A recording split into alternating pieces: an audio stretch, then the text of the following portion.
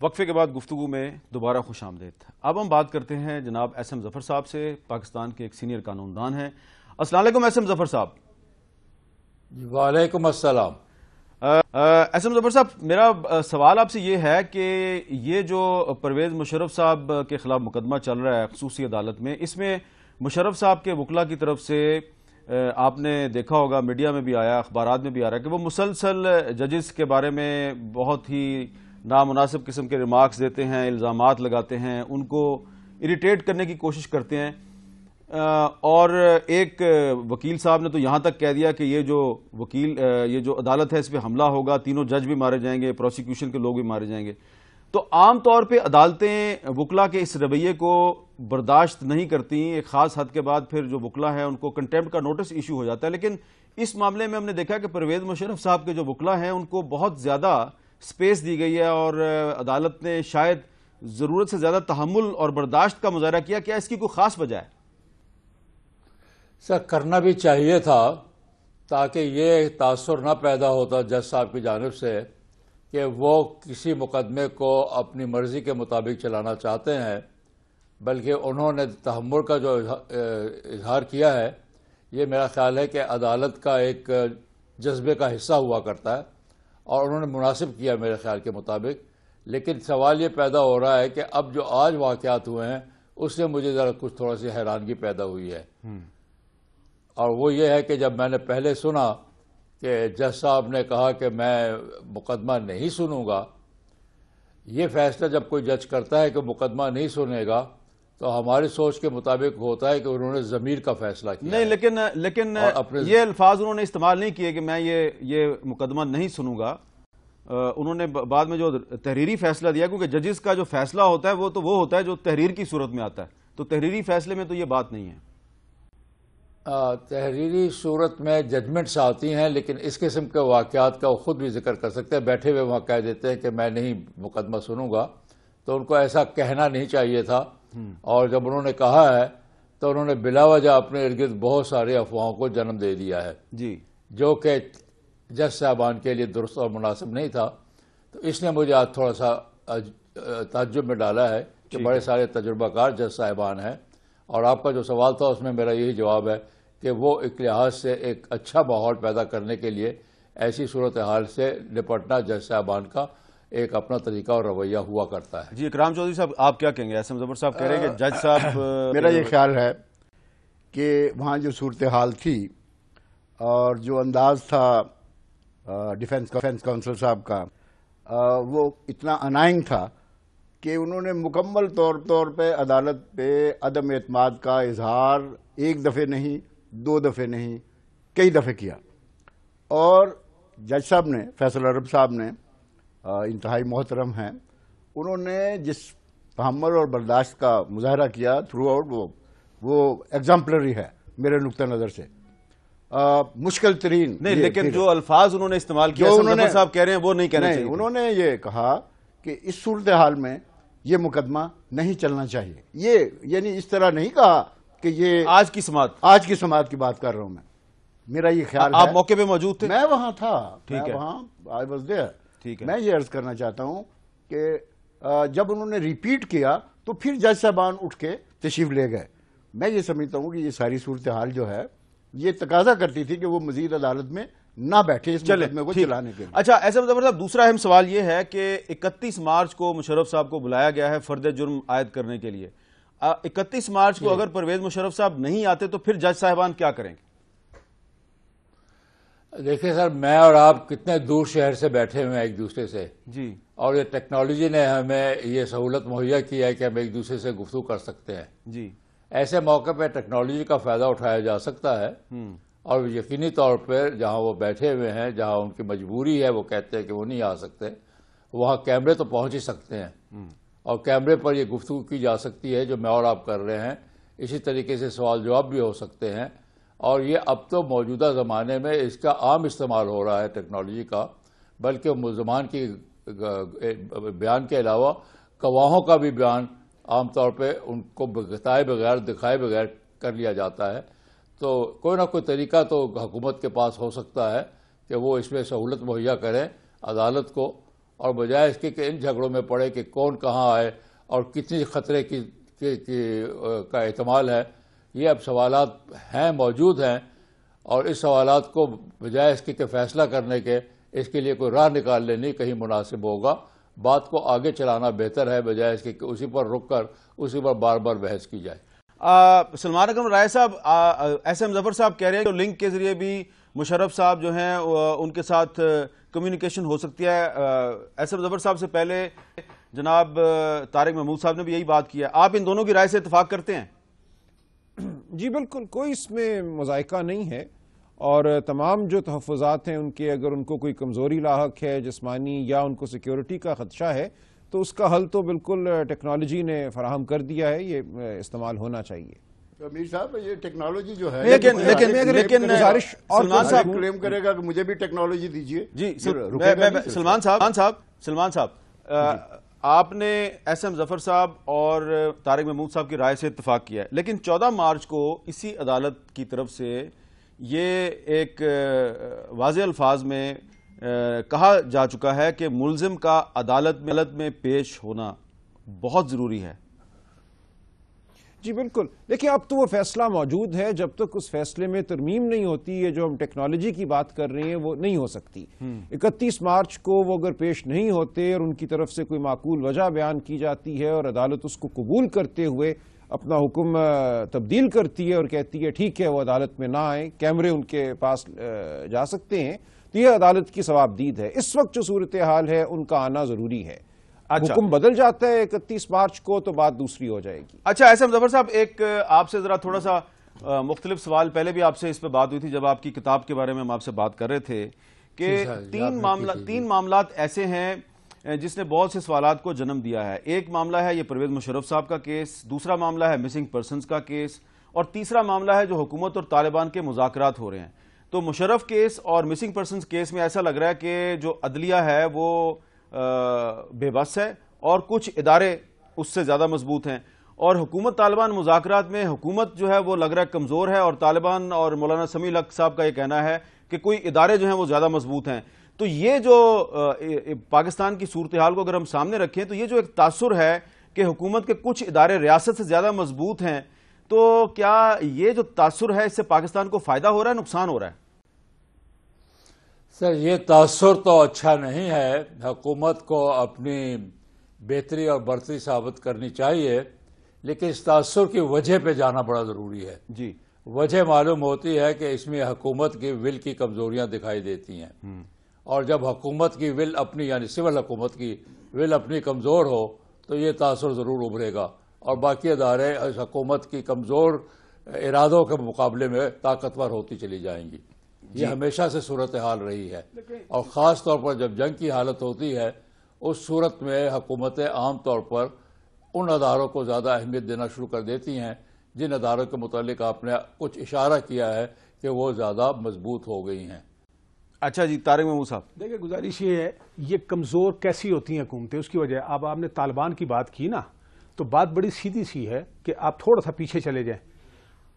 Jamaat Islami openly ان کو support کر رہی ہے. یہ عمران خان صاحب ان کو سپورٹ کر رہے ہیں، اور عمران خان صاحب اس وقت اگر ایک لحاظ سے دیکھا جائے تو شاید دوسری بڑی پارٹی ہے، گو کہ سیٹیں ان کی کم ہے لیکن دوسری بڑی پارٹی ہے، اور ایک صوبے میں ان کی حکومت بھی ہے، اور وہ صوبہ جو کہ بڑا ریلیونٹ صوبہ ہے. اچھا، اسی طریقے سے آپ میڈیا کا اٹھا کے دیکھ لیں. ہمارے ہاں پرابلم یہ ہے کہ ایشو سامنے آتا ہے، چاہے طالبان کا ایشو آیا، چاہے مشرف صاحب کے ٹرائل کا ایشو آیا، تو اچھا پھر لکھنے والوں نے اور میڈیا نے جس طرح سے اور ایون سیاستدانوں نے جس طریقے سے ایک قوم کو تقسیم کر دیا، تو جب قوم تقسیم ہو گئی تو پھر تو حکومت کمزور ہو گئی. نہیں، لیکن آپ قوم کو کیسے تقسیم کہہ رہے ہیں کہ پاکستان کی جو چاروں صوبائی حکومتیں ہیں، چاروں چیف منسٹر وہ کہہ رہے ہیں کہ مشرف کا ٹرائل ہونا چاہیے. پاکستان کی تمام بڑی پارٹیاں، مسلم لیگ نون، پاکستان پیپلز پارٹی، تحریک انصاف اور اس کے علاوہ تمام مذہبی جماعتیں وہ کہہ رہی ہیں مشرف کا ٹرائل ہونا چاہیے. صرف ایک جماعت ایم کیو ایم کھل کے سپورٹ کر رہی ہے، اور مسلم لیگ کاف جو ہے وہ کہہ رہی ہے جی کہ غداری کا الزام نہ لگائیں، آئین شکنی کا الزام لگا لیں. تو قوم کس طرح تقسیم ہے؟ نہیں، دیکھیں آپ گزارش ہے کہ قوم کو آپ ایسا کریں نا، آپ اپنے اس وقت دیکھیں میڈیا بہت ریلیونٹ ہے، آپ کیوں اس کو بھول رہے ہیں؟ کیسے کیسے پروگرام نہیں چلے اور اس میں کر کے آپ نے قوم کو تقسیم کیا. دیکھیں نا، لیکن میر صاحب میں سمجھتا ہوں کہ قوم مشرف کے ٹرائل اور اس پروسیڈنگز کے حوالے سے مثبت سوچ رکھتی ہے. حکومت کا معاملہ یقیناً انہوں نے کمپلینٹ لانچ کرنے کے بعد یہ انٹینشن واضح کر دی کہ وہ رول آف لا کے لیے چاہے وہ جرنیل ہو یا کوئی اور آگے بڑھنا چاہتے ہیں. تو میرا یہ خیال ہے مشکلات ضرور ہیں لیکن الٹیمیٹلی ریاست اور انشاءاللہ کانسٹیٹیوشن. ایک چھوٹا سا وقفے کے بعد ہماری گفتگو جاری رہے گی.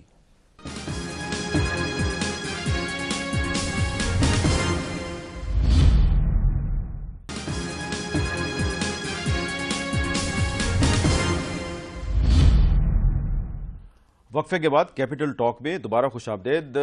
سلمان اکرم رایا صاحب، اب ایک سوال میں نے آپ سے کرنا ہے پروگرام کے آخری حصے میں. سوال تھوڑا سا طویل ہے، ذرا اس کو اگر آپ سن لیں غور سے. سوال میرا یہ ہے کہ پرویز مشرف صاحب کے دور میں آپ کو یاد ہوگا کہ ایک NLC کا سکینڈل ہوا جو کہ پچھلے دور حکومت میں پبلک اکاؤنٹس کمیٹی نے کارروائی کی، اور یہ تھا کہ مشرف دور میں NLC جو ہے اس نے بینکوں سے قرضے لے کے سٹاک مارکیٹ میں سرمایہ کاری کی، 2.25 ارب روپے کا نقصان ہوا.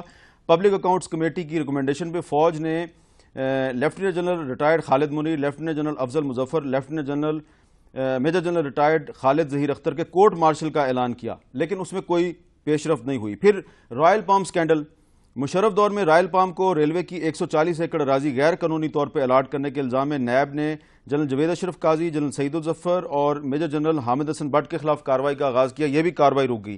پھر لاپتہ افراد کے کئی مقدمات ہیں جن میں عدالتوں نے کئی فوجی افسران کے خلاف کارروائی کا حکم دیا. پچھلے دنوں صرف ایک نائب صوبے دار کے خلاف مقدمہ درج ہوا اور اگلے ہفتے DG ISI کو کورٹ میں پیش ہونا ہے. اور جس مقدمے میں آپ وکیل تھے اصغر خان کیس میں، اس میں بھی ایک فیصلہ موجود ہے. تو یہ جو تمام جو کیسز ہیں جن میں کہ ریٹائرڈ فوجی افسران کے خلاف کارروائی کا، ایک میں تو خود فوج نے اعلان کیا لیکن کارروائی نہیں ہوئی، اور بہت سے لوگ کہتے ہیں کارروائی ہونی چاہیے. سوال میرا آپ سے یہ ہے کہ اگر موجودہ صورتحال میں ریٹائرڈ فوجی افسران خواہ وہ جوید اشرف قاضی ہوں یا پرویز مشرف ہوں، اگر ان کے خلاف کارروائی ہوگی اور عدالتیں انہیں سزائیں دیں گی، تو آپ یہ نہیں سمجھتے کہ پاکستان کی فوج کا مورال ڈاؤن ہوگا؟ اس لیے نیشنل انٹرسٹ میں آپ کو اور ہمیں ان معاملات کو نہیں چھیڑنا چاہیے.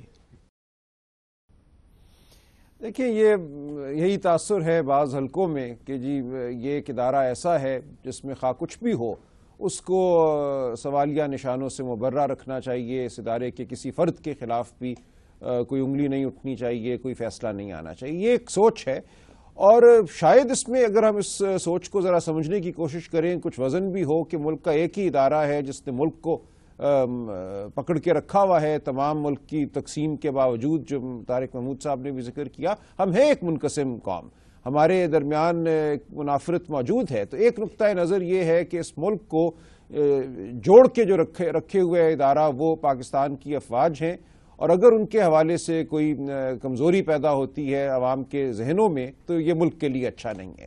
لیکن دوسرا مقدمہ یہ ہے کہ دیکھیں، کوئی بھی مصنوعی طاقت جو ہے ایک ہجوم کو قوم نہیں بنا سکتی. یا ہم قوم ہیں یا ہم قوم نہیں ہیں، یا ہم ایک مملکت ہیں جس کی 4 اکائیاں ہیں اور دیگر خطے ہیں، یا ہم نہیں ہیں. ہمیں اپنے اوپر اعتماد کرنا ہے، قانون پر، اپنے اداروں پر، اپنے آئین پر، اور اس کے تحت آگے چلنا ہے. ایک مصنوعی طریقے سے ہم بطور مملکت اور بطور قوم قائم نہیں رہ سکتے. ٹھیک ہے، اگر حقیقی طور پہ ہم نے ایک حقیقی ریاست بننا ہے تو پھر قانونی عمل کو آگے بڑھنا ہوگا، جمہوریت کو آگے بڑھنا ہوگا. جی SM ظفر صاحب، آپ کیا کہتے ہیں؟ پوزیشن یہ ہے کہ ایسے مقدمات جن کا آپ نے ذکر کیا ہے، یہ مقدمات تسلیم کیے جاتے ہیں کہ اس کے فیصلے فوجی سربراہوں نے کرنا ہوتا ہے، اور اس کو محدود کر دیا جاتا ہے کہ ان کے فیصلے عدالتوں میں پیش نہیں ہو سکتے کہ وہ ان کو ٹرائی کرنا چاہتے ہیں یا نہیں کرنا چاہتے. یہ ایک جو کوڈ دی اسپرٹ ہے جس کو آپ کہتے ہیں کہ ان کے اختیارات میں یہ بات دے دی گئی ہے، یہ صرف ہمارے آئین کا حصہ بھی نہیں ہے بلکہ بہت سے اور دیگر دساتیر. لیکن شاہ صاحب، میں آپ کی بات کاٹنے کی جسارت کر رہا ہوں کہ NLC سکینڈل میں جنرل اشفاق پرویز کیانی نے کہا کہ 3 جو ریٹائرڈ جرنیل ہیں ان کا ہم کورٹ مارشل کریں گے، ان کو دوبارہ وردی پہنائیں گے، وردی پہنا کے ان کا کورٹ مارشل کریں گے، لیکن کچھ نہیں ہوا. وہ پھر ان کے اپنے فیصلے کو تبدیل کرنے کی وجہ ہو سکتی ہے، لیکن یہ بات درست ہے کہ اس قسم کے اگر بہت سے واقعات ہوں گے تو خود اپنے افواج پاکستان کے متعلق لوگوں کے اندر خیال پیدا ہوگا کہ وہ اپنے لوگوں کی پروٹیکشن کرتے ہیں. جو ان کو نہیں کرنی چاہیے. ٹھیک. جب کوئی ایسی بات ہے تو ان کا ٹرائل انہیں کر دینا چاہیے. بیسیکلی پہلی بات تو جو کہی گئی کہ متحد رکھنے کا شاید یہ ادارہ جو ہے، ہم نے تو ایسٹ پاکستان کھو دیا اور بنگلہ دیش بن گیا. حمود الرحمان کمیشن رپورٹ کو اگر جائزہ لیں جو باہر سے ہمیں موصول ہوئی، ہم نے تو ابھی بھی ڈسکلوز نہیں کی. ہم نے قسم کھا لیا ہے کہ اکاؤنٹیبلٹی نہیں کرنی.